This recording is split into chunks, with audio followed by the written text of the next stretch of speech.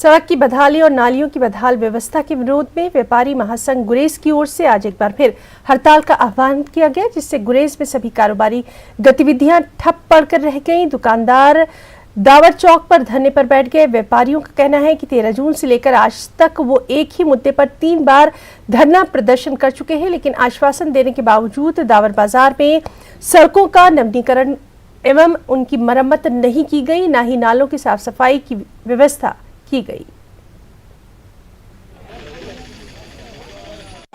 आज हमारे रोड पे आने का मसला जो है ये कई सालों से चल रहा है। हालांकि हमने बहुत बार गुजारिश की सरकार से, गुरेज एडमिनिस्ट्रेशन से कई बार हमने गुजारिश की। हमने 13 जून का भी हमारा एक धरना यहाँ था, उसके बाद 10 अगस्त को दूसरा धरना था, उसके बाद 19 अगस्त से हम फिर धरने पे हैं, इसलिए कि हमारे गुरेज का रोड जो है बिल्कुल खस्ता है, मार्केट का रोड बिल्कुल ख़त्म है और ड्रेनेज सिस्टम जो है बिल्कुल फेल है। हमारी गुजारिश होगी एडमिनिस्ट्रेशन से कि इसकी तरफ तवज्जो दी जाए।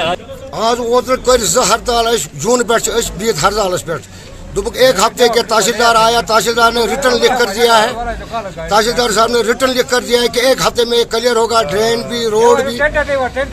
तब से फिर अभी अगस्त बर्फ आने वाला है। आज तक गवर्नमेंट सब डिवीजन गुरेज में गवर्नमेंट टच से मस्त नहीं होती है। सरहदी इलाकों में जंगबंदी के बाद लोगों का जीवन बदल गया है। सीमाओं पर रहने वाले लोग अब बिना किसी डर के अपने खेत खलिहानों में जा रहे हैं। बच्चे खुशी खुशी स्कूल जा रहे हैं। पहले सीमा पर गोलीबारी के कारण कई मौतें हो चुकी हैं, लेकिन अब यहां खुशहाली है। इस वक्त हम मौजूद हैं एक्चुअल लाइन ऑफ कंट्रोल पर, केरन सेक्टर में, और मेरे पीछे जो इलाका आप देख रहे हैं ये POK का इलाका है, पाकिस्तान के ज़ेर-ए-इंतज़ाम कश्मीर, और ये है केरन सेक्टर। और हमारे बीच जो इस वक्त फ़ैसला है वो सिर्फ़ इस दरिया का है, जिसे हम दरियाई कृष्ण गंगा कहते हैं, और उस पार वाले यानी कि पाकिस्तान के ज़ेर-ए-इंतज़ाम कश्मीर के लोग उसे नीलम दरिया के नाम से पुकारते हैं। और इसी दरिया का फ़ैसला इस वक्त हम दोनों के बीच है। ये मैं इसलिए कहना चाहता हूँ कि ये तस्दीक हो जाएगी कि हम इस वक्त एक्चुअल लाइन ऑफ कंट्रोल पे मौजूद हैं। हम यहाँ के लोगों से जानने की कोशिश करेंगे, बात करने की कोशिश करेंगे कि सीज़ फायर से पहले किस तरह के हालात हुआ करते थे और सीज़ फायर के बाद अब यहाँ के लोगों के चेहरों पर एक खुशी है, क्योंकि आप खेत खलिहानों में जा पा रहे हैं, इनके बच्चे स्कूल जा रहे हैं और ये अमन से अपनी ज़िंदगी गुजार रहे हैं।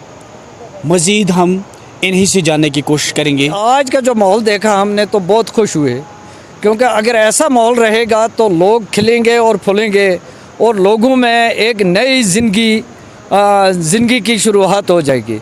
जैसे कि 90 में यहाँ पर इतना मतलब गोला बारूद गिरता था कि कुछ लोग यहाँ के मरते थे, कुछ उस पार के मरते थे, लेकिन सीज़ फायर लाइन होने के बाद आज हमें ऐसा लग रहा है कि नई ज़िंदगी यहाँ पर नई ज़िंदगी की शुरुआत हो गई। पाकिस्तान और पाकिस्तान की दोनों क़यादतों से किस तरह का मुतालबा करें? क्या आप चाहते हैं कि सीज़ फायर लगातार होना चाहिए?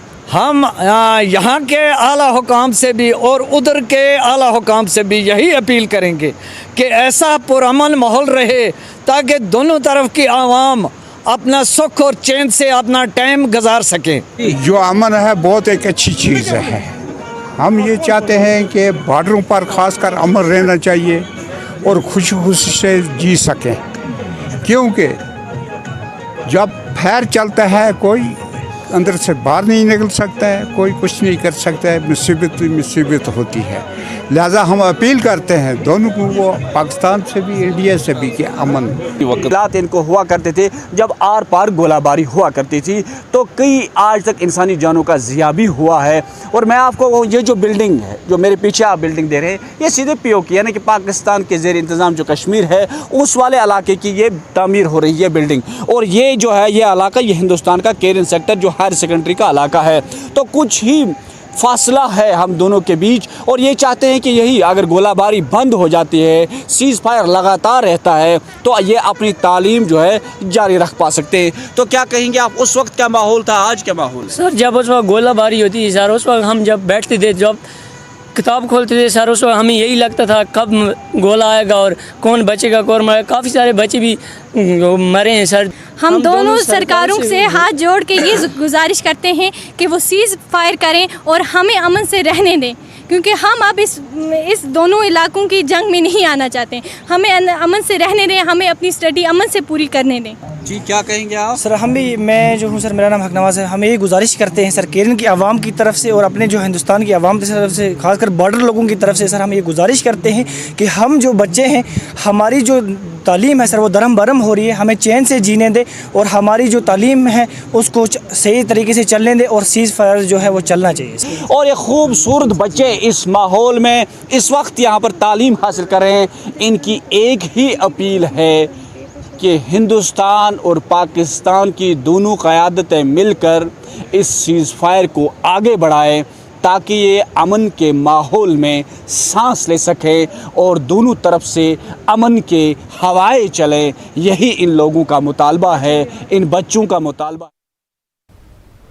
फिलहाल यहाँ रुकना चाहेंगे एक छोटे से ब्रेक के लिए।